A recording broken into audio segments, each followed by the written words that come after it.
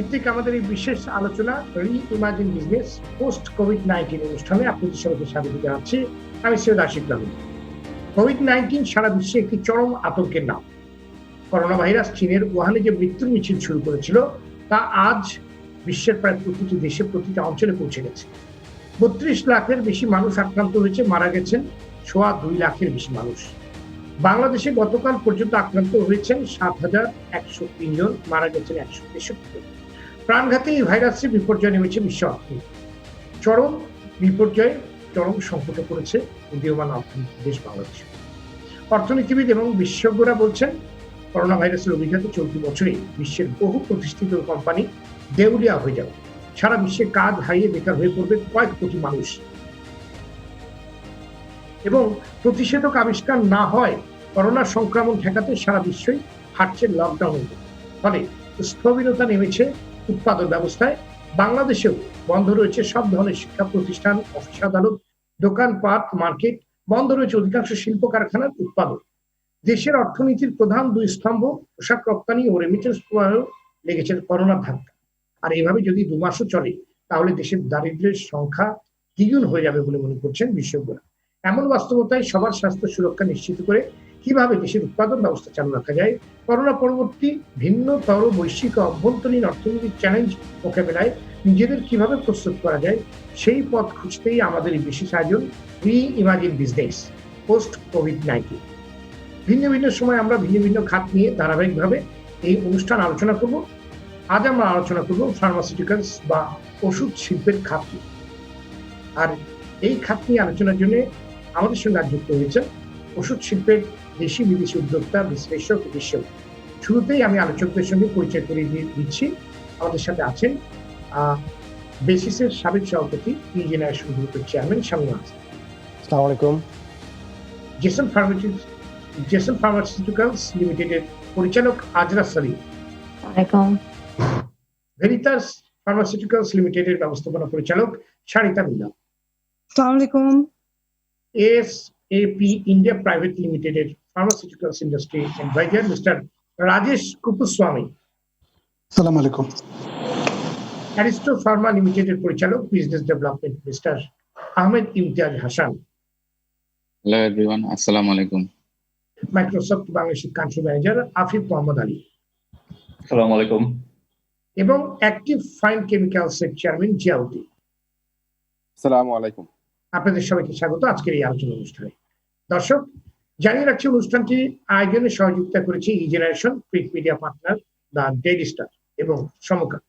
আপনারাও চাইলে এই আলোচনা অংশ নিতে পারেন, প্রশ্ন করতে পারেন, জানাতে পারেন আপনার মতামত। এই পেজে আপনার মতামত অথবা প্রশ্ন লিখুন। আলোচনার বিভিন্ন অংশে আপনার প্রশ্ন নিয়েও আমরা আলোচনা করি। যাচ্ছি মূল আলোচনা। জনাব শামীম আহসান, আপনাকে দিয়েই আমাদের আজকে আলোচনা শুরু করছি। দেশের শিল্পায়ন, উৎপাদন তথা সামগ্রিক অর্থনীতিতে করোনার কি অভিঘাত পড়ছে, সে অভিঘাত সামাল দেওয়ার প্রস্তুতির জন্য আজকের এই আলোচনা কেন গুরুত্বপূর্ণ এবং ফার্মাসিউটিক্যালস খাতে নিয়ে কেন আলোচনা করছি, কেন এটা তাৎপর্যপূর্ণ। শামীম আহসান। ধন্যবাদ আশিক রহমান ভাই। এই কোভিড-19 আমাদের পৃথিবীকে পুরো রাতারাতি বদলে দিয়েছে। কোভিড-19 আমাদের জীবন এবং জীবিকা দুটোকেই মারাত্মকভাবে আঘাত করেছে। আন্তর্জাতিক বিশেষজ্ঞরা বলছে কোভিড-19 এর ফলে যত মানুষ মারা যাবে তার থেকে বেশি মানুষ ব্যবসা বাণিজ্য হারিয়ে দেউলিয়া হয়ে যেতে পারে। দুর্যোগের ফলে আমাদের অনেক ইন্ডাস্ট্রির রেভিনিউ বা আয় শূন্যের কোঠায় চলে এসেছে। The revenue came down to 0। এবং এই ইন্ডাস্ট্রির মধ্যে এভিয়েশন, এয়ারলাইন্স ইন্ডাস্ট্রি আছে, ট্যুরিজম ইন্ডাস্ট্রি আছে, hospitality, hotels, restaurants, automobile industry. আবার কিছু কিছু সেক্টর এখানে গ্রো করছে, যেমন আমাদের গ্রোসারি বা এসেনশিয়াল আইটেমস, ই কমার্সের মাধ্যমে যেগুলো ডেলিভারি হচ্ছে, হেলথ কেয়ার, টেলিকম এবং আইটিটা স্টেবল আছে। আমাদের ফার্মাসিউটিক্যাল ইন্ডাস্ট্রি কিন্তু অনেক ক্ষেত্রে গ্লোবাল ইমেজ ক্রাইসিসে ভুগে। সিনেটর বার্নি স্যান্ডার্স বলে ফার্মাসিউটিক্যাল ইন্ডাস্ট্রি হচ্ছে একটা গ্রিডি বা লোভী ইন্ডাস্ট্রি। অথচ এই রিসেন্ট যে পোল হয়েছে সেখানে ইমেজে দেখা যাচ্ছে ফার্মাসিউটিক্যাল ইন্ডাস্ট্রির ইমেজ অনেক বেড়ে গিয়েছে। পুরো পৃথিবী ফার্মাসিউটিক্যাল কোম্পানিজের দিকে বা সায়েন্টিস্টের দিকে তাকিয়ে আছে কবে তারা ভ্যাকসিন নিয়ে আসবে। এই ফার্মাসিউটিক্যাল ইন্ডাস্ট্রি এখন স্যানিটাইজার, জার্ম কিলিং প্রোডাক্টস এর মাধ্যমে আমাদেরকে সুস্থ রাখছে, প্রিভেনশন এবং ইমিউন সিস্টেমের জন্য বিভিন্ন বুস্টার বা ভিটামিনস দিচ্ছে, কিন্তু এই সেক্টর অনেক চ্যালেঞ্জের মধ্যে দিয়ে আছে, কারণ সাপ্লাই চেইন একটা বড় চ্যালেঞ্জ, এবং এপিআই যে এটার যে কাঁচামালগুলা সেগুলো আমরা 95% বাইরে থেকে আমাদের ইম্পোর্ট করতে হয়, এবং এই সেক্টরের প্রোডাকশন, ডিস্ট্রিবিউশন, মার্কেটিং প্রত্যেকটি একটি হুমকির মুখে আছে। কিন্তু ভালো দিক হচ্ছে এই কোভিড-19 এর ফলে যে আমরা নিজেরা এত বছর চেষ্টা করে যেটা পারিনি, পৃথিবীটি রাতারাতি একটি ডিজিটাল ওয়ার্ল্ডে পরিণত হয়েছে। আমাদের এখন 80 বছরের দাদিকে দেখছি সে চালডাল.com গিয়ে বাধ্য হয়ে অনলাইনে গ্রোসারি অর্ডার করছে। এক্স্যাক্টলি 75 বছর বয়সী দাদা এবং নানাকে দেখছি সে মাইক্রোসফট টিমস এর মাধ্যমে বা জুমের মাধ্যমে তার আমেরিকায় বা লন্ডনে যে নাতি বা নাতনি আছে তার সাথে কথা বলছে। আমরা অফিসগুলো রাতারাতি ডিজিটাল ওয়ার্কপ্লেস বানিয়ে ফেলছি, আমরা মাইক্রোসফট টিমস এর মাধ্যমে, জুমের মাধ্যমে কাজ করছি। আর টিভির মতো টিভি স্টেশন গুলো রাতারাতি কমপ্লিটলি ডিজিটাল চলে গিয়েছে, এবং কি সুন্দর সেট আপ করে আপনারা বাসায় বসে পুরো পৃথিবীকে আপনাদের এন্টারটেইনমেন্ট বা নিউজ গুলা পৌঁছে দিচ্ছেন। এই কোভিড-19 এর ফলে আমাদের ডিজিটাল ট্রান্সফরমেশন আমি বলবো নতুন আরেকটি দিগন্তের উন্মোচন হয়েছে, এবং আমরা আসলেও দেখতে চাই যে পোস্ট করোনা, মানে এই করোনার দুর্যোগের পর, মহামারীর পর আসলে নতুন একটা পৃথিবী অপেক্ষা করছে। সবাই যেটা বলছে, আমরা আসলে সেই নতুন পৃথিবী দেখার জন্য অপেক্ষা করছি। আপনার কাছে আবার আসবো, এবার আমি যেতে চাই আজরাজ সনিম আপনার কাছে। আপনি যদি একটু বিশ্লেষণ করেন ফার্মাসিউটিক্যাল সেক্টরের উপর কোভিড-19 এর এখন পর্যন্ত কি প্রভাব পড়েছে, এবং দীর্ঘমেয়াদে এর প্রভাবগুলি কি হতে পারে। আমরা কিন্তু শুনছি ফার্মাসিউটিক্যালস কোম্পানিগুলো কিন্তু মোটামুটি সবাই কনভার্ট করেছে হ্যান্ড স্যানিটাইজার এবং অন্যান্য যে আপনার মানে আমাদেরকে আপনার পরিচ্ছন্ন থাকার যে প্রয়োজনীয়তা সেগুলোতে তারা কনভার্ট করেছে, এবং অনেকেই কিন্তু ভালো ব্যবসাও করছেন, বিজনেসও করছে। আপনার কাছে শুনতে চাচ্ছি। ধন্যবাদ। সাহেবম, ফার্মাসিউটিক্যাল সেক্টর আসলে একটা জরুরি সেবা প্রদান করে থাকি আমরা দেশের জন্য।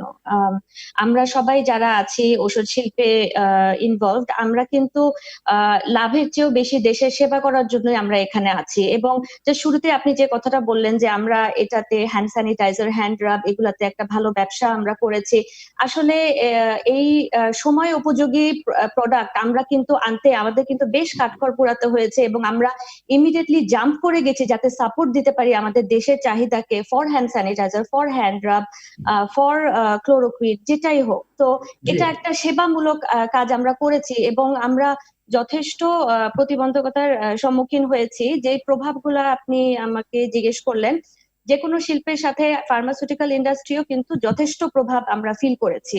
এর মধ্যে সর্বপ্রথম আমি বলবো যে the health and safety of our medical representatives, the health and safety of our factory workers, আমাদের ডিস্ট্রিবিউশনে যারা ভাইরা কাজ করছেন তাদের হেলথ এন্ড সেফটি এনশিওর করাতে আমাদের সব থেকে প্রথম আমরা এটাকে জরুরি মনে করেছি, এবং ফ্যাক্টরি ওয়ার্কারদের আমাদের হেলথ মনিটর করে হোক, আমাদের এটা কিন্তু যথেষ্ট একটা আমাদের চেষ্টার মধ্যে আমরা আছি যে সবাইকে যাতে একটা সুস্থ এবং সেফ একটা ওয়ার্কিং এনভায়রনমেন্ট আমরা দিতে পারি, যেখানে আমাদের কাজের ধারাই পুরো পাল্টে গিয়েছে। কিন্তু সহজ নেই আর কোনো কিছু। একটা ডক্টরের সাথে, একটা ফার্মাসিউটিক্যাল ইন্ডাস্ট্রির মেইন কাজ হচ্ছে কিন্তু ডক্টরদের সাথে যোগাযোগ রাখা, ডক্টরদের সামনাসামনি কাজ করা, সেটা কিন্তু আমাদের একদমই বন্ধ এখন। সুতরাং এখানে আমাদের বাংলাদেশের ডিজিটালাইজেশনের সব থেকে বড় প্রভাব এখানে আসছে যে ডক্টরদের সাথে আমরা যখন সামনাসামনি আর দেখা করতে পারছি না, অ্যাক্সেস নাই, হসপিটালে অ্যাক্সেস নাই, তখন আমরা এটাকে ডিজিটাল প্ল্যাটফর্মে মুভ করে যাচ্ছি। আমাদের যা ডক্টরদের ডেটাবেস আছে তাদের সাথে আমাদের তো সবসময় যোগাযোগ রাখতে হচ্ছে। তো একটা ভার্চুয়াল প্রমোশন, এটা লং টার্ম আমরা এক্সপেক্ট করছি যে এটাই চলতে থাকবে। লং টার্ম আমাদের কাজের ধারাই পুরো পাল্টে গেছে আসলে। সো সবাই যেটা আগে আমরা we took our smartphones for granted, যে আছে তো একটা হোয়াটসঅ্যাপ ভাইবার করবো, হ্যাঁ, কিন্তু এটার এখন একটা নতুন একটা ব্যবহার আমরা শিখাচ্ছি এবং শিখছি, এবং কতটা যে জরুরি আমাদের এই সভাটাই কিন্তু, এই আলোচনা সভাটাই কিন্তু একটা লাইভ এক্সাম্পল হচ্ছে। জি জি, আমি আপনাকে আবার আসবো। এবার আমি যাবো ভেরিটাস ফার্মাসিউটিক্যালস লিমিটেডের ব্যবস্থাপনা পরিচালক সারিতা মিল্লা আপনার কাছে। জি, ওয়ালাইকুম আসসালাম। মহামারী প্রতিরোধে বিশেষ কিছু ওষুধের চাহিদা ব্যাপকভাবে বেড়েছে, এবং ভবিষ্যতে বাংলাদেশ বিশ্বের অন্যান্য দেশগুলোতেও এই চাহিদা আরো বাড়বে বলে ধারণা করছে। এই বাজার ধরতে কি ধরনের পরিকল্পনা গ্রহণ করা প্রয়োজন বলে আপনি মনে করেন? আমাদের যখন মার্চে যখন আমরা দেখলাম যে মহামারীটা শুরু হয়েছে, তখন আমরা আসলে অপেক্ষায় ছিলাম যে কোন ওষুধগুলো এখন উইল বি এফেক্টিভ। আর আসলে আমাদের এখন অ্যান্টিভাইরাল মেডিকেশনস গুলোর দিকেই আমরা আপাতত তাকিয়ে আছি, কিন্তু যেহেতু এখানে আমাদের ইনাফ ডেটা বেস নেই, যদিও আমরা ফার্মাসিউটিক্যালস কয়েকজন আমরা এই ওষুধগুলো ম্যানুফ্যাকচারিং করার জন্য পারমিশন পেয়ে গিয়েছি, আর আমরা অনেকেই সেই এপিআই গুলো সংগ্রহ করে, আপনারা সবাই জানেন যে আমাদের এপিআই ইন্ডাস্ট্রিটা পুরোপুরি নির্ভরশীল চায়না এবং ইন্ডিয়ার উপরে। আমাদের যদিও আমরা 97% স্বয়ংসম্পূর্ণতা আছে আমাদের ওষুধ we can fulfill our demand, কিন্তু আমাদের এপিআই গুলো কিন্তু আসছে মূলত 60% চায়না থেকে and about 20-30% from India। তাই আমাদের যেহেতু সাপ্লাই চেইনটা বন্ধ হয়ে গিয়েছে এবং China was not able to provide us with the demand, আমাদের ওষুধ বানানোর পরিকল্পনাটাও কিন্তু অনেক কমে গেছে। এটা আমরা আশা করছি যে কয়েকদিনের মধ্যে আবার খুলে যাবে, যেহেতু the Chinese market have started providing us। কিন্তু হয়েছে যে আমরা যখন নতুন একটা ওষুধ বানাতে যাই, আমাদের কিন্তু একটা লং একটা প্রসেস আছে, ভ্যালিডেশনের প্রসেসও আছে, যেটা আমাদের ফুলফিল করতে হয়। সেজন্য কিন্তু ওষুধের ক্ষেত্রে যখনই একটা ডিমান্ড আসে, সেটা কিন্তু আমরা একদম সাথে সাথে আমরা ফুলফিল করতে পারি না। আমাদের কিছু বাধ্যকতা আছে যেগুলো ফুলফিল করেই আমরা ওষুধগুলো আমরা সাপ্লাই চেইনে দিই। এটা আমরা অবশ্যই চেষ্টা করছি, এবং আমরা লকডাউনের থেকেও, আপনারা জানেন যেহেতু আমাদের একটা ইমার্জেন্সি সেক্টর এটা, আমরা লকডাউনের থেকে আমরা অব্যাহত ছিলাম। আমরা ওয়ার্কিং টায়ারলেসলি। এটার জন্য আমাদের অনেক রকমের প্রবলেমস আমাদের ফেস করতে হয়েছে, মেইনলি সাপ্লাই চেইন। যদিও আমরা ওষুধগুলো সাপ্লাই দিতে পারছি, আমাদের ওষুধের পর্যাপ্ত থাকে, মানে স্টোরেজেও থাকে, কিন্তু আমাদের সাপ্লাই চেইনের কারণে আমরা অনেকগুলো সেক্টরে আমরা সেই ওষুধগুলো সাপ্লাই করতে পারছি না। এখানে আরেকটাও সমস্যা আছে, যেটা হচ্ছে যে আমরা মেইন যে বড় বড় যে ইন্ডাস্ট্রিজ গুলো আছে, অবশ্যই দে উইল কাম আউট আনস্কেথ, তাদের কিন্তু অতটা সমস্যা হবে না, কারণ ওষুধ ইজ এসেনশিয়াল কমোডিটি। আমাদের যে কোনো দেশেই বলেন, pharmaceutical industry is an essential commodity. এখানে আমরা হয়তোবা শর্ট টার্ম কিছু প্রবলেমের মধ্যে পড়তে পারি, কিন্তু লং টার্মে দেখা যাবে যে উই উইল ডু ফাইন। কিন্তু এই শর্ট টার্মের কারণে আমাদের বাংলাদেশে কিছু কিছু কোম্পানিজ আছে যেগুলো একদম বিলান হয়ে যাবে, they will not be able to survive। the ছোট কোম্পানিজ গুলো আছে, they will not be able to survive this মহামারী। এজন্য ওনাদেরকে যেভাবে সাপোর্ট করতে হবে, পুরো সেক্টরই এগিয়ে এসে যাতে আমাদের এই সেক্টর গুলো যাতে না নষ্ট না হয়ে যায়, এটাও আমাদের দেখতে হবে। জি, শাহিদা বেগম, আমরা যে কথাটি বলছিলাম যে এই যে পোস্ট কোভিড-19 এই যে সময়টা, এটা তো ইনশাল্লাহ পার হয়ে যাবে, এটা আমরা পার করবো। এবং আমাদের এই যে হ্যান্ড ওয়াশের যে অভ্যাসটা তৈরি হলো পুরো আমাদের বাংলাদেশের, আমাদের মানুষের মধ্যে 16 কোটি না 17 কোটি না 18 কোটি মানুষ, যেটা এখন বলা হচ্ছে যে প্রায় 18 কোটির মানুষের দেশ বাংলাদেশ।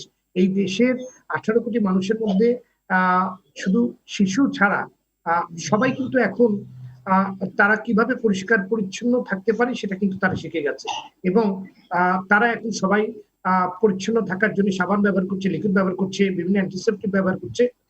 এই যে অভ্যাসটা তৈরি হলো, এটা কিন্তু আমাদের ফার্মাসিউটিক্যালস ইন্ডাস্ট্রির জন্য একটি বিশাল বড় আপডেট, কারণ 18 কোটি মানুষের দেশ, একটি বিশাল বড় সম্ভাবনার দিক উন্মোচন হলো। এখানে কিন্তু একটি বিশাল বড় জাম্প, বিজনেস একটা জাম্প করার সুযোগ রয়েছে, শুধু দেশে না আন্তর্জাতিক ভাবে। এটাকে আপনি কিভাবে দেখছেন, যদি বলে টাকার বলেন? আমাদের আসলে ইন্ডাস্ট্রিয়াল, আমাদের ফার্মাসিউটিক্যাল ইন্ডাস্ট্রি এখন আমরা যে ওষুধগুলো বানাচ্ছি সেগুলো তো বানাতে হবেই, কিন্তু এই মহামারীর কারণে আমাদের যে হ্যান্ড স্যানিটাইজার, তারপর আমাদের পিপিই, তারপর আমাদের ডিসইনফেকশন, এগুলোর ইন্ডাস্ট্রি এখন বেড়ে যাবে। মানুষ কিন্তু প্রচুর পরিমাণে ভিটামিনও খাচ্ছে সবাই। মানে আমি দেখলাম যে যার কাছে আমি এক্সপেক্ট করিনি সেও কিন্তু একটি সিভিট কিনে, একটা ভিটামিন সি কিনে কিন্তু খাচ্ছে। এটা এটা কিন্তু আগে আমার চোখে পড়েনি। এমনকি আমাদের অফিসেরই আমি আমাদের একজন কর্মীকে দেখলাম, পরিচ্ছন্ন কর্মী, একজন সহকর্মীকে আমি দেখলাম যে নিয়ে আপনি সে ভিটামিন সি খাচ্ছে। আমি আসলে ভাবতেও পারিনি যে ওরা এতখানি নিজেদের মতো করে অ্যাওয়ারনেস ওদের মধ্যে তৈরি হবে, এবং এটা কিন্তু আসলে একটি বিশাল বড় সম্ভাবনার জায়গা খুলে দিয়েছে, এবং আমাদের স্বাস্থ্য সচেতনতা তৈরি হচ্ছে। কিন্তু অবশ্যই আপনারা যারা মিডিয়াতে আছেন আপনাদেরকেও আমি ধন্যবাদ জানাতে চাচ্ছি যে আপনারা যেভাবে বারে বারে বলছেন, ব্রডকাস্ট করছেন যে to keep the social distancing, এবং কিভাবে আমাদের পরিষ্কার পরিচ্ছন্নতা থাকতে হবে, আমাদের ওয়ার্ক প্লেসে কিভাবে আমাদের সেফটিটা রাখতে হবে। এবং আপা জেসনের ফার্মাসিউটিক্যালস এর ডিরেক্টর, উনিও বলেছেন আমাদের। জি শাহিদা মিল্লাত, আপনার কাছে আমি আবার আসবো, আপনার আমরা চলে যাচ্ছি এখন mister Rajesh Kapuswamy. Now I would like to invite Mr. Rajesh Kapuswamy to present his presentation. Mr. Rajesh, do you hear me? Yes, thanks, Ashik Bhai. Just let me know when you can see my screen. Yes. Though I'm not fluent in Bengali, I did manage to catch most of the conversation. That's great. So I'm glad that nothing that I'm going to say here is going to be completely out of what others have expressed, but I do have a few additional things to share as well. So I'm just starting with just what is in the news recently. And I picked up some tidbits from what is relevant for Europe and America, and what I see in India, and again what I see in Bangladesh. So everything that we heard till now about the shortage of drug supplies, inability to meet demand, and all of it also goes back to how the supply chain is very strongly centered.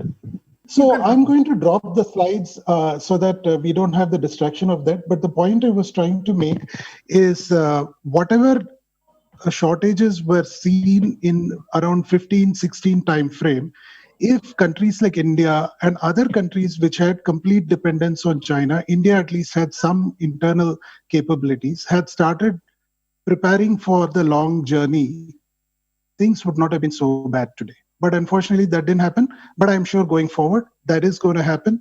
People are going to make a change. In fact, to the extent that I also see a quote from one of the CEOs from Europe who says that we need to look at medication on an equivalent level of strategic importance as weapons. Now, you can interpret that quote in any different way, but the whole point is people see that this is a very, very critical situation and things will change completely. The world order of supply chain is going to change completely. But that said, as the speakers before me talked about, what is it that companies can do in the short run? How can they survive this period of next 3 to 6 months while they also plan for the long-term future? The main thing that we found out, we created a survey and we checked with many pharmaceutical heads. They are facing 3 kinds of problems. Number 1, they are not able to get their logistics in place. Number 2, I think as many have talked about, the raw materials and labor shortages are causing problems. And number 3, it is a severe cash crunch. Working capital, cash, all of that is a severe crunch. So a lot of them, what they're doing is they're trying to negotiate with their larger suppliers to the extent possible and trying to make sure that the smaller ones don't go out of business. They are trying to consolidate shipment which they would never do for multiple Right. customers into one truck, for example, which was never a case in the past. And they Right. are also trying to make sure that the portfolio of products that they manufacture is also rationalized. So these are the three main things. But from a Bangladesh perspective, Ashifa, you want to have a word? I just want to have one more sentence on Bangladesh. Please. Mainly from a Bangladesh perspective, you have to look at it from two angles. One is the kind of relief that Bangladesh has, being a country which is part of the least developed state. So that gives some break in terms of patent relief, but those patent rights and other things from the TRIPS are coming up for negotiation in 2021. And also, Bangladesh has made such a great improvement in the economic front and the human rights front that they will not be considered as a least developed country going forward, which means they really have to decide how they are going to survive, what is going to be the business model going forward. This is something which is uncharted territory for Bangladesh, and it would be interesting to see what the government does to ensure that the industry continues to grow. Well, Mr. Rajesh, thank you for your excellent presentation. We'll join with you after some times. Well, একবার আমি যাব জনাব আহমেদ ইমতিয়াজ হাসান আপনার কাছে। COVID-19 এর বাস্তবতায় ওষুধ উৎপাদন ব্যবসার কোন ক্ষেত্রগুলোতে পরিবর্তন আনা দরকার এবং টেকনোলজি সেক্ষেত্রে কি ভূমিকা রাখতে পারে, আপনাদের অভিজ্ঞতার আলোকে আমরা জানতে চাই। জি, ধন্যবাদ আপনাকে সুন্দর একটি প্রশ্নের জন্য। আসলে টেকনোলজির জন্য ধরেন বাংলাদেশে যে ফার্মাসিউটিক্যাল আছে অনেকেই মোস্টলিটাই টেকনোলজি ড্রিভেন। তারপরেও ধরেন আমাদের যেমন গত বছরের আগের বছর থেকেই আমরা এসএপি ইমপ্লিমেন্টেশন নিয়ে কাজ করেছি এবং গত বছর জুলাই 2018 নভেম্বরে আমরা এসএপি S/4HANA 7টা মডিউল গো লাইভ করেছিলাম, যেটার মধ্যে আমার একদম প্রকিউরমেন্ট থেকে শুরু করে একদম পেমেন্ট পর্যন্ত entire system runs on SAP. ধরেন আমরা ধরেন আরো বেশ কিছু কোম্পানি আছে, যেমন আমাদের আগে বাংলাদেশ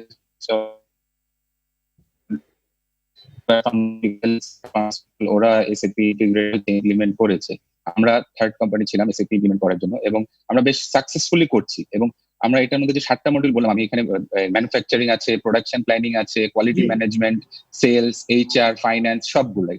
সেলস ফোর্সের অটোমেশনে যেটা হয় এখন, যেরকম আমার কলিগরা, আমাদের রিপ্রেজেন্টেটিভরা কিন্তু এখন হসপিটালে যেতে পারছে না, ওদের বাসা বা কেমিস্ট শপেও যাচ্ছে না বিকজ অফ লকডাউন।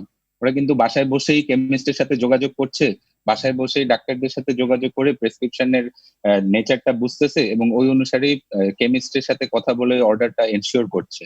এবং এই টোটাল জিনিসটাই কিন্তু হচ্ছে থ্রু হ্যান্ডহেল্ড ডিভাইস, একদম ওই কলিগের হাতের মোবাইল থেকে। এবং আমরা কিন্তু ওই সাপ্লাই চেনেও ওই রিফ্লেকশন গুলো দেখে আগামী 3 মাসের জন্য প্ল্যানিংটা করতে পারছি based on the current demand. আমরা যে দেখতে পাচ্ছি এখন লকডাউন থাকার কারণে কিন্তু অনেকগুলা হসপিটালেই আগে যেখানে ধরেন ডাক্তাররা আউট পেশেন্ট প্রাইভেট ক্লিনিক গুলোর কথা যদি বলি, সেখানে কিন্তু প্রেসক্রিপশনের বিশাল অ্যামাউন্টের একটা ফল এসেছে। কিন্তু ক্রনিক প্রোডাক্ট যেগুলো ধরেন ডায়াবেটিক প্রোডাক্ট বা অ্যান্টি ক্যান্সার প্রোডাক্ট বা কার্ডিও প্রোডাক্ট, আই প্রোডাক্ট, যেগুলো ধরেন মানুষের লং টার্ম ইউজ করতে হয়, এগুলোর কিন্তু একটা কন্টিনিউয়াস গ্রোথ আছে। ডিজিটাল ট্রান্সফরমেশনে আমি যেটা বলবো, এখন বাংলাদেশের ফার্মাসিউটিক্যাল কোম্পানির জন্য একদম মাস্ট বি হয়ে গিয়েছে যে কোনো ধরনের ইআরপি। আর যেহেতু বড় ফার্মাসিউটিক্যাল যারা, আমি সবাইকে সাজেস্ট করবো এসএপি করতে, that is the best in class. SAP S/4HANA যদি এখন ইমপ্লিমেন্ট করে, they can run a smoother operation. আরেকটা আমি ইন্টারেস্টিং জিনিস বলবো, আমরা যেটা করেছি, আরেকটা হচ্ছে BW4HANA, এসএপির আরেকটা প্রজেক্ট আছে, it's a data housing platform. আমার যে এতগুলো ডেটা আছে, ডেটাটা নিয়ে আমি কি করবো, আমার অ্যানালাইসিস করতে হবে। সেই অ্যানালিসিসের জন্য আমরা এসএপি অ্যানালিটিক্স নিয়েছি, যেটা we are the first company in Bangladesh. Everything is ready. আমরা হয়তো ভেরি সুন, এই ওয়ান্স কোভিড জিনিসটা শেষ হবে, তারপরে আমরা এটা ইমপ্লিমেন্টেশনে যাব, গো লাইভে যাবো আর কি। তো আমি বলবো এই অ্যাঙ্গেতে যদি বাকি ম্যানুফ্যাকচারাররাও রেডি থাকে, দে ক্যান হ্যাভ, এখন হয়তো এটা শর্ট টার্ম সলিউশন না, বাট অ্যাটলিস্ট সেলস ফোর্স অটোমেশনটা সবাই করতে পারে আউট অফ দ্য বক্স। অনেক বাংলাদেশি কোম্পানি আছে, সলিউশন আছে, যে অর্ডার রিক্রুটমেন্ট থেকে শুরু করে প্রসেসিং করা। বাট পুরো সিস্টেমটা যদি এসএপি দিয়ে রান করে, that would be much better for post covid আর কি। জি, ধন্যবাদ আপনার কাছে আবার আসবো। Now I would like to invite mister Afif Mohammad Ali. Mister Afif, do you hear me? Yes, I can hear you. Well, Mr. Afif, you have seen the uses of remote work tools like Microsoft Teams, Zoom, Google Meet have increased a lot in past few months as many organizations took work from home initiative mid COVID-19. How can these tools help the manufacturing industry during this crisis time? Right. Thanks so much for the great question, Ashik Bhai. So, from our standpoint, we have been hearing, from our pharmaceutical and life sciences customers around the globe, how this current situation creates new challenges as they work to handle drastic shifts in material supply and customer demand, manage factory closures while contributing to the production of critical supplies to first-line responders across the globe. While many pharmaceutical and life sciences organizations face challenging disruptions to supply and demand in their businesses, some are reconfiguring their production and supply chains to deliver critical supplies. One of the initiatives that I see, where a consortium of major UK industrial technology and engineering businesses from across the aerospace, automotive, and medical sectors has come together to produce medical ventilators for the NHS. The supply chain of ventilators is being supported by Dynamic 365 supply chain management, where Microsoft is working with Accenture to launch it in just 3 weeks. In addition, Honeywell is also sharing its best practices at its own manufacturing facilities and what it's doing to address shortage of N95 face masks. And Siemens, we can see that it's also been at the forefront in addressing face mask production in China, and it's also sharing its COVID-19 recommendations for manufacturers. Now, I know there are a lot of challenges, but here, going back to your question around remote working, I really wanted to share key resources, solutions, best practices from Microsoft to address the immediate priorities and needs of pharmaceutical and life sciences organizations during this challenging time. To enhance workforce experience while working remotely, we do understand that you have engineers, you have salespeople, you have marketing people, and information workers that can work from home, and first-line workers who are at home due to the reduction in production, maintenance, or customer service, or for medical and safety reasons. We can definitely enable remote collaboration and productivity. In our case, we have Microsoft Teams that allows you to actually work remotely without feeling remote. Teams of 10 or 10,000 can chat, meet, call, and collaborate, all from one place, no matter where they are. If you are a current Office 365 subscriber, you already have access to Microsoft. And now it is actually a great time to deploy to support your transition to remote work. If you are not, we are actually offering a 6-month free trial of Microsoft Teams and Office 365. We have also compiled expertise and guidance to optimize remote work environments from our own experience over the past month. We are also sharing the comprehensive work from home guide we created for our employees, which you can tailor for your own organization. It is important that you get connected with our enabling remote work community to stay up to date on best practices sharing for all employees. And in addition, we enable employees with virtual desktop experience, such as engineers working on product and production changes, to work on Azure with Microsoft 365 from anywhere with advanced cloud-connected management capabilities to allow IT to stay in control while providing a secure and always up-to-date productivity experience. What I'm trying to say here is, it is important that we collaborate through cross-organizational communications to maintain business continuity and support employees while working remotely. So please do leverage our 6-month free trial. It is already on offer. From our standpoint, by leveraging Microsoft Teams, workers can actually save 4 hours per week from improved collaboration, and decision makers can improve their time to decisions by 17.7%, indicating cost savings of over 3 years of $14.3 million and 451,000 respectively. This is the commission. This is a study that was commissioned by Forrester Consulting on the total economic impact of Microsoft Teams. Well, thank you. Thank you, Mr. Afif Mohammed Ali, for your in-depth analysis. We'll come back to you if we get enough time, actually. We have a very short time. জনাব জিয়াউদ্দিন, এবার আমি আপনার বক্তব্য শুনতে চাই। বাংলাদেশের ওষুধ শিল্পের এপিআই বা কাঁচামালের শতকরা 95 ভাগই বাইরে থেকে আমদানি করা হয়, এবং আমরা দেখেছি যে কিছু দেশ করোনার বাস্তবতায় এপিআই রপ্তানির উপর বিধিনিষেধ আরোপ করছে। এটি বাংলাদেশের ওষুধ উৎপাদনকারী প্রতিষ্ঠানগুলোর উপর কি ধরনের প্রভাব ফেলবে, এবং এর থেকে উত্তরণের উপায় কি বলে আপনি মনে করেন? ধন্যবাদ। আমি প্রথমে আরটিভি কে এবং ইজেনারেশন কে ধন্যবাদ দিতে চাই এই সময়যোগী এরকম একটা ওয়েবিনার হোস্ট করার জন্য। তো আমি প্রথমে বলতে চাই আমাদের ইম্পোর্টেড এপিআই সংখ্যা আসলে 95% প্লাস, অ্যান্ড আমাদের 95% ইম্পোর্টের এপিআই ইম্পোর্টের মধ্যে আমাদের 30% আসে হচ্ছে ইন্ডিয়া থেকে, and 70% China and other country. তো আমাদের ইম্পোর্ট ব্যান এপিআই যে ইম্পোর্ট ব্যানটা ইনিশিয়েট হয়েছিল, এটা ইন্ডিয়া থেকে ইনিশিয়েট হয়েছিল আর্লি মার্চ। তো আর্লি মার্চ হওয়ার পরে ওরা কিছু প্রোডাক্টে ওরা ইম্পোর্ট এক্সপোর্ট ব্যান করেছিল, যার ফলে দেয়ার ওয়াজ আ panic.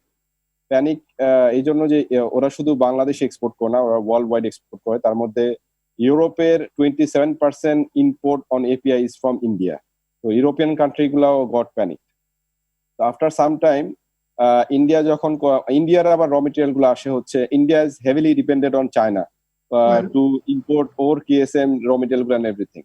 So when they got the confirmation from China যে ওরা ওদের raw material গুলো পাচ্ছে, then lifted the ban on early April, first week April ওরা ওই ব্যানটা করে নেয়। But even then the supply ban হয়তো বা লিফট করেছে, বাট তো এখানে একটা ডিসরাপশন আসছে, যার জন্য প্রাইসের এপিআই প্রাইস বেড়ে গিয়েছে, এপিআই যে র মেটেরিয়াল গুলো আছে সেগুলোর প্রাইস বেড়ে গিয়েছে, যার জন্য এটার এফেক্টটা ফর্মুলেশন দ্যাট ইজ আমাদের ওষুধের মধ্যেও পড়বে।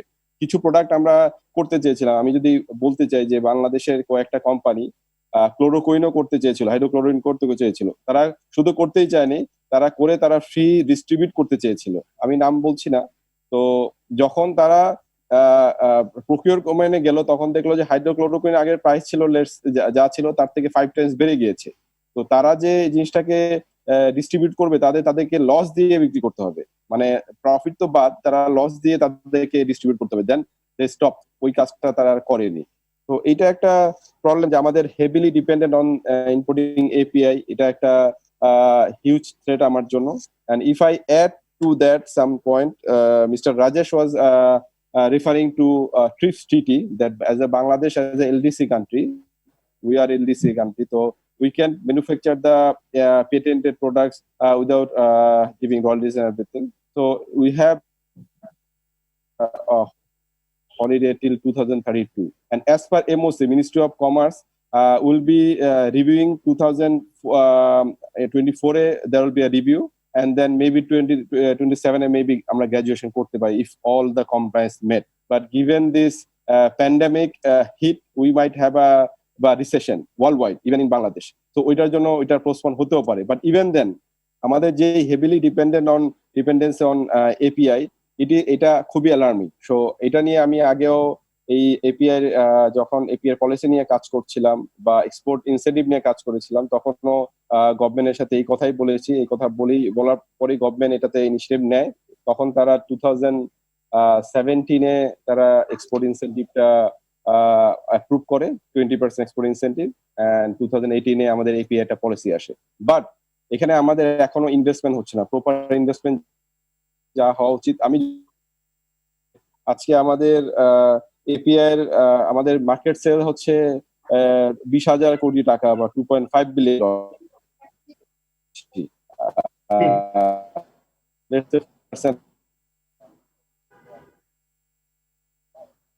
জি 40% যদি আমি ইন্ডাস্ট্রি লাগে, তাতে আমার 100টা এপিআই ইন্ডাস্ট্রি থাকা উচিত, সেখানে আমার 10-12টাও নাই। তো আমরা খুবই vulnerable একটা জায়গাতে আছি। তো আমি সবার সেক্টরের, দেশের সবার দৃষ্টি আকর্ষণ করবো এখানে যে এই সেক্টরে ইনভেস্টমেন্ট করার জন্য, এবং এখানে আপনার এখনই সময় যে আসলে আমাদের ইনভেস্টমেন্ট না হলে এখন কি প্রবলেম হচ্ছে এবং ফিউচারে কি প্রবলেম হবে, এগুলোকে একটু বিচক্ষণতার সাথে পর্যালোচনা করা। ওকে ওকে, ধন্যবাদ শামীম হাসান। শামীম হাসান, আপনার কাছে আমি আবারও যাচ্ছি। আপনার কাছে আমি জানতে চাই, ডিজিটাল ট্রান্সফরমেশন ওষুধ উৎপাদনকারী প্রতিষ্ঠানগুলোকে বর্তমান ঝুঁকি নিরসনে এবং ভবিষ্যৎ ব্যবসায়িক প্রেক্ষাপটে কিভাবে সহায়তা করতে পারে, জনাব শামীম হাসান? আমরা দেখতে পাচ্ছি যে digital transformation has already started. আমরা অনেক বছর ধরে ইন্ডাস্ট্রি 4.0 বা ফোর্থ ইন্ডাস্ট্রিয়াল রেভলিউশনের কথা বলে আসছিলাম। সো এই কোভিড-19 সেটাকে বাস্তবে পরিণত করতে যাচ্ছে। আমরা যে যখন বাসায় বসে আমরা হয়তো ওয়ার্ক প্লেসটা চালাচ্ছি, কিন্তু আমরা তো ফ্যাক্টরির ওয়ার্কাররা প্রোডাকশন গুলো আমরা করতে পারছি না। তো আমরা এখন বুঝছি যে রোবোটিক্স বা রোবোটিক প্রসেস অটোমেশন, আমাদের ইন্টারনেট অফ থিংস আইওটির মাধ্যমে যে আমরা এই অনেকগুলো কাজ করতে পারতাম, ভবিষ্যতে robots will run the plan. So আমাদের সেটার জন্য এখন থেকে ইনভেস্ট করতে হবে। একই সাথে যে ডিজিটাল ওয়ার্ক প্লেসটা is going to be completely different. আমাদের এরপরে যে ওয়ার্ক প্লেসে আমরা যে ফেরত যাব পোস্ট কোভিড, সেখানে স্নিজ গার্ড পার্টিশন থাকতে হবে। স্নিজ গার্ড মানে আমি হাঁচি দিলে ওই যাতে সেটা আমার পাশের জনকে এফেক্ট না করে। সেফ জোন থাকতে হবে, সেটা অফিসে এবং এলিভেটরে সব জায়গায় জিনিসটাকে ডিমার্কেট করে দিতে হবে যাতে মানুষজন একজনের কাছাকাছি না যায়। টেকনোলজি ইউজ করে কন্ট্যাক্ট ট্রেসিং অ্যাপ থাকবে অফিসের সবার কাছে, যে অফিসের একজন যদি আরেকজনের খুব কাছাকাছি চলে যায় সাথে সাথে এটা নোটিফিকেশন চলে যাবে এবং অফিস নিশ্চিত করবে যে কেউ কারো 6 ফিটের মধ্যে যাচ্ছে না। ইনফ্রারেড বডি টেম্পারেচার স্ক্যানার থাকবে প্রত্যেকটা অফিসে ঢোকার আগে, অটোমেটিক ডোর থাকবে, র্যাপিড টেস্টিং কিট রাখতে হবে প্রতিটা অফিসে। আমরা ই জেনারেশন থেকেও আমরা কিছু ইনভেস্ট করেছি, আমরা একটা চ্যাট বট তৈরি করেছি যেটার ফলে এই ধরনের সব কোয়েশ্চেন অ্যান্সার গুলো আর্টিফিশিয়াল ইন্টেলিজেন্সের মাধ্যমে বাংলা, ইংলিশ বা বাংলিশে দেওয়া যায়। আমরা যে কিছু এক্সরে ইমেজ কে ট্র্যাক করে করোনা আছে কি নাই সেটা বলে দিতে পারবে, এই ধরনের কিছু টুল করেছি। তো আমাদের ওভারঅল এই ডিজিটাল ট্রান্সফরমেশনে এখন প্রত্যেকের যাওয়াটা আর কোনো লাক্সারি না, এটা হচ্ছে আমাদের জন্য এখন অবশ্য করণীয়। ধন্যবাদ। আজরা সেলিম, ফার্মাসিউটিক্যাল কোম্পানিগুলো তাদের working capital management, supplier payment সহ সামগ্রিক ক্যাশ ফ্লো ম্যানেজমেন্ট কি ধরনের পরিকল্পনা গ্রহণ করতে পারে? শুনতে পাচ্ছি। আমি শুরুতেই বলবো যে ধন্যবাদ দিব আমাদের মাননীয় প্রধানমন্ত্রী যে আর্থিক প্রণোদনা ঘোষণা করেছেন এই কোভিড-19 টাইমে। এটাতে আমি রিকোয়েস্ট করব যাতে আমাদের ব্যাংকিং সেক্টর, ফার্মা ইন্ডাস্ট্রিকে, ওষুধ শিল্পকে একটু প্রায়োরিটাইজ করে। কারণ ওষুধ শিল্পর সাপ্লাই, ওষুধ শিল্পর ফাইন্যান্সিং, ওষুধ শিল্পর ওয়ার্কিং ক্যাপিটাল যদি স্মুথ থাকে তাহলে কিন্তু সব রকমের it will make a huge difference, সব রকমের লাইফ সেভিং প্রোডাক্ট অ্যাভেলেবল রাখতে। কারণ আমরাও কিন্তু এফেক্টেড বাই দিস, যেটা আপনারা শুনলেন এতক্ষণ ডিসকাশনে। সো এদিকে আমি একটু সরকারের একটু অ্যাটেনশন আমি ড্র করব। এছাড়া আমাদের নিজেদের ওয়ার্কিং ক্যাপিটাল ম্যানেজমেন্টে আমাদের আসলে দামটা তো ঠিক করে ড্রাগস অ্যাডমিনিস্ট্রেশন, এবং অন অ্যাভারেজ আমাদের অলমোস্ট 50% আমাদের খরচ পড়ে যায় আমাদের প্রোডাকশন লেভেল পর্যন্ত। হ্যাঁ, ফ্যাক্টরি, র প্যাকিং মেটেরিয়াল সব সহ অলমোস্ট 50% পড়ে যায়। এবং সেখানে আমাদের যেটা ওয়ার্কিং ক্যাপিটাল ম্যানেজমেন্টে আমাদের এখন নতুন করে আমাদের স্টক লেভেল খুব লিন রাখতে হবে, আমাদের ওয়েস্টেজের প্রতি অনেক নজর দিতে হবে, এবং আমাদের সেলস এর লেভেলে কোয়ালিটি সেল করতে হবে যেখানে আমাদের ক্যাশ ফ্লোটা জেনারেট হয়। ক্রেডিট কমিয়ে দিয়ে আমাদের ক্যাশ সেলস এবং কোয়ালিটি সেলস করতে হবে যাতে আমরাও ওই ফ্লোটা বজায় রাখতে পারি। ইন এডিশন আমাদের ইম্পোর্ট ভিত্তিক আমরা 5,000 কোটি টাকার আমাদের এপিআই ইম্পোর্ট হয় অ্যানুয়ালি। সো এই ইম্পোর্টের এলসি টার্মস গুলা যদি আমরা ডেফার্ড পেমেন্ট নেগোশিয়েট করতে পারি আমাদের সাপ্লায়ারদের জন্য, that will help us to roll out our working capital for longer. In addition to this আমাদের যারা লোকাল সাপ্লায়ার্স আছে তাদের সাথেও আমাদের ক্রেডিট টার্মস, যারা আমাদের জন্য জরুরি সাপ্লাই তাদের সাথে আমাদের ক্রেডিট টার্মস নেগোশিয়েট করতে হবে। সবাই একে অপরকে সাপোর্ট করলে আমরা সার্ভাইভ করতে পারবো, আদারওয়াইজ আমরা পারবো না। And একটা বড় portion of our expense is promotional expense in the pharma sector. So এখন যেহেতু আমরা ফিজিক্যাল প্রমোশনের থেকে আমরা একটু ভার্চুয়াল প্রমোশনে সুইচ করে যাচ্ছি, আমরা আশা করতে পারি যে সেখানে আমরা কিছুটা সেভিংস করতে পারবো, যেটা অ্যাকচুয়ালি আমাদের র প্যাকিং মেটেরিয়ালের কস্ট বেড়ে যাচ্ছে, কিন্তু সেখানে হয়তো প্রমোশনে আমাদের কিছুটা সেভিং করতে হবে। এখানে আমরা ফিজিশিয়ানদের সাপোর্ট চাইবো, হসপিটালদের সাপোর্ট চাইবো যে ফিজিক্যাল প্রমোশনের অ্যাবসেন্সেও তারা যাতে আমাদেরকে একটু সাপোর্ট দিয়ে যান এবং আমাদেরকে রেগুলার কাজ করার সুযোগটা দিয়ে যান। এছাড়াও যেহেতু আমরা সবাই কথা বললাম যে আমাদের খরচ বেড়ে যাচ্ছে, আমাদের র মেটেরিয়াল কস্ট বেড়ে যাচ্ছে, প্যাকিং মেটেরিয়াল কস্ট বেড়ে যাচ্ছে, আমাদের ব্যাক এন্ডের সাপ্লায়ারদেরও যাতে জরুরি সেবা প্রদানকারী হিসাবে চিহ্নিত করা হয় যাতে তারা ফ্যাক্টরি অবিরাম খোলা রাখতে পারে, তাহলে আমাদের জন্য হেল্প হয়। অ্যান্ড ড্রাগস অ্যাডমিনিস্ট্রেশন সবসময় আমাদেরকে হেল্প করে আসছেন, বা তারাও যদি এই বিশেষ টাইমে আমাদেরকে কিছু প্রাইস রিভিশন দেন, যেটা এখন যে প্রাইস রিভিশনটা আপনারা দেখছেন মার্কেটে আমাদের কন্ট্রোলের বাইরে, কিন্তু আমাদের কোনো প্রাইস রিভিশন আমরা পাইনি, এবং এটা আমি একটু নজর রিকোয়েস্ট করব এখানে, যাতে আমরা ফাইন্যান্সিয়ালি আমরা সবাই হেলদি থাকতে পারি। জি জি, ধন্যবাদ। আমাদের আসলে সোশ্যাল মিডিয়াতে অনেক প্রশ্ন আসছে। আমি মনে হয় দুই একটা নিয়ে নেই, কারণ পরে আর সময় পাবো না, আমাদের হাতে অল্প সময় আছে। Mister Ali, this question to you actually, how long does it take to deploy and train the employees on MS Team for an organization size of 400 to or 500 people? Mr. Ali. This question Right. to you. Can you repeat that question? How long does it take to deploy? 4 to 500, is it? Yes, 400 to 500 employees, 400 to 500 employees. Okay. Of course, from our side, it can be within a couple of hours to couple of days, actually. But it should be pretty straightforward. Just to share some of our experience, we have actually enabled roughly about 3,000 employee organization for less than a week. To provision is very, very fast, but we do take note of the consideration that we make when it comes to trying to actually integrate with your existing system, and that can take longer actually. If it is purely to leverage the power of Microsoft Teams, we can deploy it within hours or within minutes even. Well, thank you. Thank you. This question asked actually Mohammed Kausaruddin. Mohammed Kausaruddin. Well, another question.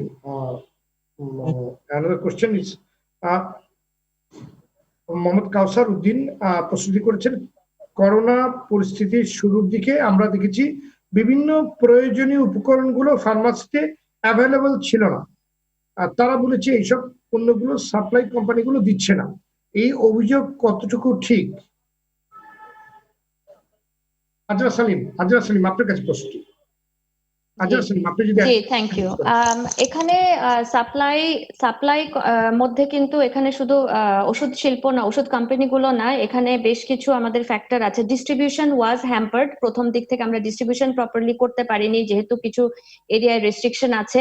কিন্তু এছাড়া আমাদের র মেটেরিয়ালের আমাদের যা stock ছিল, আমার জানা মতে আমাদের ওষুধ শিল্পের সব কোম্পানি কিন্তু যথাসাধ্য চেষ্টা করে গেছে যে মার্কেটকে আমরা সাপ্লাই দিতে, সেবা প্রদান করতে। সুতরাং যদি কোনো শর্টেজ হয়ে থাকে, কোম্পানি স্পেসিফিক কোনো সমস্যা ছিল অথবা ডিস্ট্রিবিউশনের সমস্যা ছিল, আদার দ্যান দ্যাট ওষুধ শিল্প কিন্তু আমরা চেষ্টা করে গেছি যে সাপ্লাইটা বজায় রাখতে।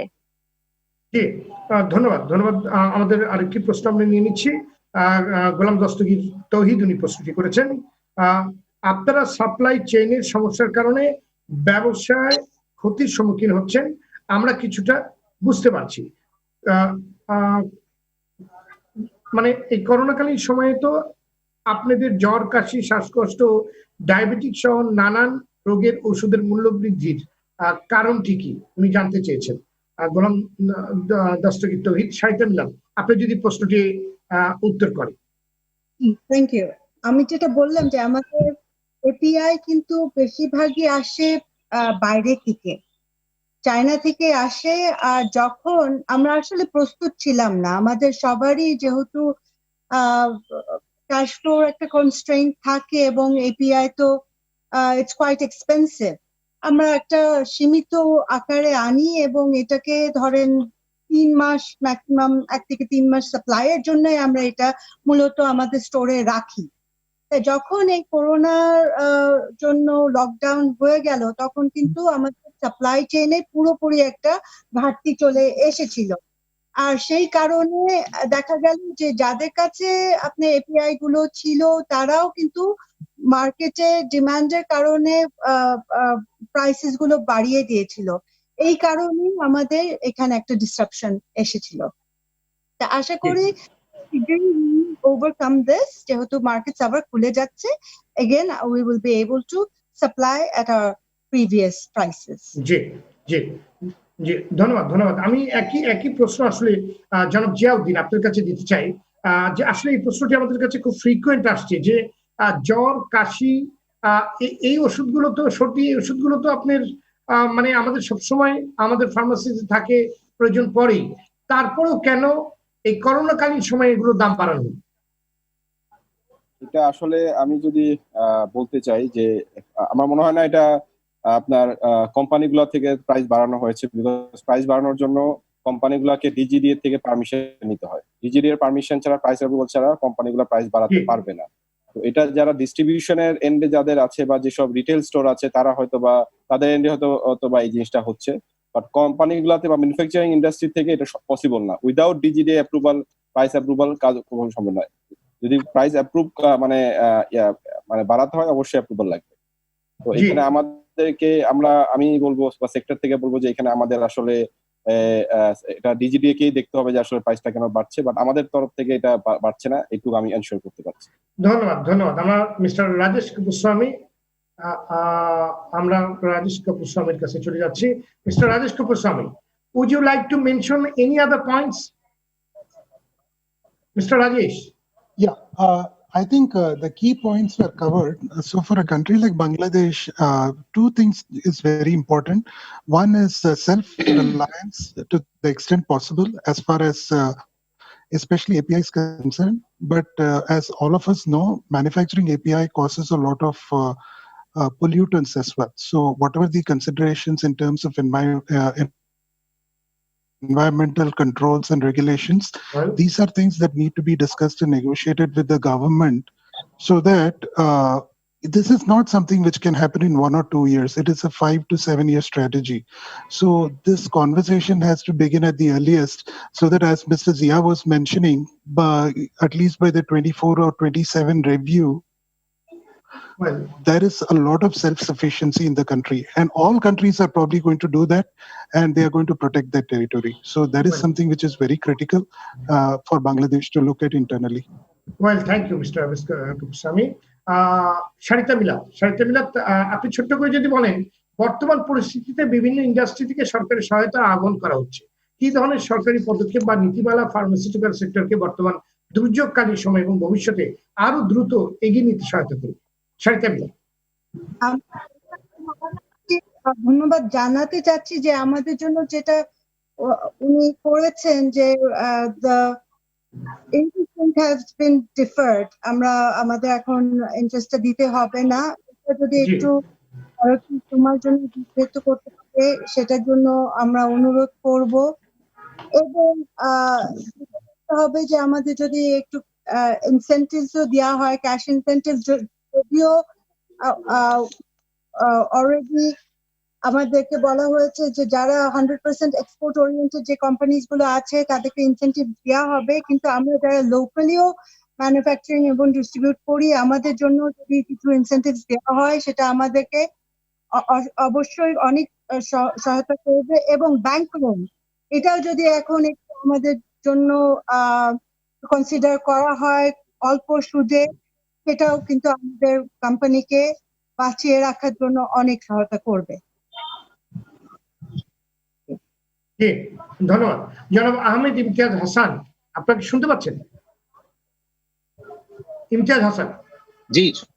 জি, ফার্মাসিউটিক্যাল কোম্পানিগুলোতে এই মুহূর্তে কি ধরনের রিসার্চ এন্ড ডেভেলপমেন্ট প্রয়োজন এবং ভবিষ্যৎ ব্যবসায় সেটি কি ধরনের প্রভাব ফেলতে পারে? আচ্ছা, তো আমি যদি R&D এর ব্যাপারে ছোট্ট করে আগে বলি, সাধারণ জনগণের জন্য, যেমন জিএলপি, গুড ল্যাবরেটরি প্র্যাকটিস এবং current good manufacturing practice regulations, এই দুইটা মেনেই R&D চলতে হয়। R&D এর প্রাইমারিলি 3টা উইং থাকে। একটা হচ্ছে ফর্মুলেশন টিম, যারা নতুন প্রোডাক্ট নিয়ে কাজ করে; একটা অ্যানালিটিক্যাল টিম, যারা মেইনলি ভ্যালিডেশন নিয়ে কাজ করে, যে প্রোডাক্টটা ভ্যালিডেটেড কিনা স্টেবিলিটি করে, অ্যানালিসিস করে ফিনিশ প্রোডাক্টস এর। এন্ড আরেকটা হচ্ছে রেগুলেটরি টিম, যারা ধরেন টেকনিক্যাল ডকুমেন্টস গুলো রিভিউ করে আপ টু ক্রিয়েটিং একদম সিটিডি ডকুমেন্ট। আমাদের এখন বাংলাদেশে যে প্র্যাকটিসটা হচ্ছে, আসলে আমরা সবাই যত বড় ফার্মাসিউটিক্যাল কোম্পানি যারা আছি, টপ 10 বলি, একদম উপর সারির যারা আছি আমরা, তাদের কথাও যদি বলি, সবাই করতেছে আসলে আমরা প্রোডাক্ট ডেভেলপমেন্টই করছি। ট্রু এসেন্সে R&D এখনো বাংলাদেশে হচ্ছে না। এটার মেইন কারণ হচ্ছে গিয়ে এই স্মল মলিকিউল আর লার্জ মলিকিউল আমরা যদি ভাগ করি, মেইন এখন পুরো দুনিয়া এগোচ্ছে হচ্ছে গিয়ে লার্জ মলিকিউল, বলতে বায়োলজিক্যাল প্রোডাক্টের জন্য। এখন যেমন দেখেন সব পুরো দুনিয়া তাকিয়ে আছে একটা ভ্যাকসিনের জন্য, কোভিড-19 এর জন্য। এটা একটা বায়োলজিক্যাল প্রোডাক্ট। এই বায়োলজিক্যাল প্রোডাক্ট বাংলাদেশে আমরা যা করতেছি, আমরা ready to fill biological product আনছি ইন্ডিয়া থেকে বা ভিয়েতনাম থেকে, এনে আমরা রেডি টু ফিল করে আমাদের মেশিনে ধরেন একটা থেকে আরেকটাতে ট্রান্সফার করে কিছু জিনিস অ্যানালাইসিস করে মার্কেটে দিচ্ছি। বাট ট্রু R&D যদি করতে হয় এখানে আমাদের গভর্নমেন্টের সহায়তা লাগবে। ইন্ডিয়া এবং ভিয়েতনাম যাদের নাম দিলাম, তাদের গভর্নমেন্ট প্রচুর সাপোর্ট করেছে for setting up biological labs. একটা বায়োলজিক্যাল ল্যাব করতে অনেক ধরনের জিনিস লাগে, এবং এটার জন্য আমাদের যদি গভর্নমেন্ট লেভেল থেকে পিপিপি আকারে যদি অ্যাক্রেডিটেড একটা সিআরও হয় আর&ডি করার জন্য, যেটা থেকে ধরেন আমাদের অলরেডি ঢাকা ইউনিভার্সিটিতে একটা সেন্টার অফ এক্সিলেন্সি আছে, যেটার মধ্যে ফার্মাসিস্টরা আছে, বায়োকেমিস্টরা আছে, মাইক্রোবায়োলজিস্ট আছে, এবং আরো আরো অনেক সায়েন্টিস্টরা আছে। তো ওনাদের সহায়তা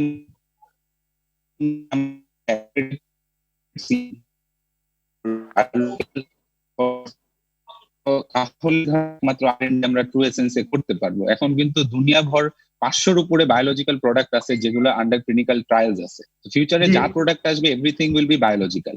বায়োলজিক্যাল প্রোডাক্ট মার্কেটিং করার জন্য আমাদের একটা পিপিপি আকারে যদি প্রাইভেট গভর্নমেন্টের সাথে একটা পার্টনারশিপ আকারে একটা সিআরও করা যায়, তাহলে হয়তো বাংলাদেশের আর&ডি ক্ষেত্রে ফিউচারে লাভবান হবে। জি, ধন্যবাদ।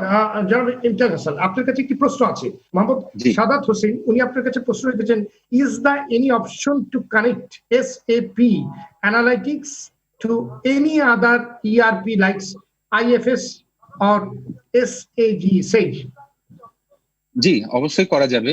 আইএফএস একটা অ্যাপ্লিকেশন যেটা it can be link to SAP analytics by, মানে এসএপি মিডলওয়্যার লাগবে, একটা পিও লাগবে, সেটা দিয়ে করা যাবে। উনি যেহেতু টেকনিক্যাল কোয়েশ্চেন করেছে, আমি মানে আপনি যদি একটু বুঝিয়ে বলেন, কারণ এগুলো একেবারে টেকনিক্যাল, সাধারণ আমাদের দর্শকদের জন্য হয়তো অনেক কিছুই পরিষ্কার হবে। এটার জন্য বললাম, মানে আসলে আমি যদি আমার পার্সপেক্টিভ জিজ্ঞেস করেন, আমি বলবো যে মানে গার্বেজ ইন গার্বেজ আউট। আমি একদম রাইট ফিলোসফি, একটা সিম্পল কথা বলি, যদি আমার ডেটা কারেক্ট হয়, ডেটাটা ভালো মানে ভ্যালিডেটেড সোর্সে আসে, তাহলে আমি অ্যানালিসিসটা ভালো পাবো। এটার জন্যই কিন্তু এই যে এত টাকা খরচ করে কোম্পানিগুলা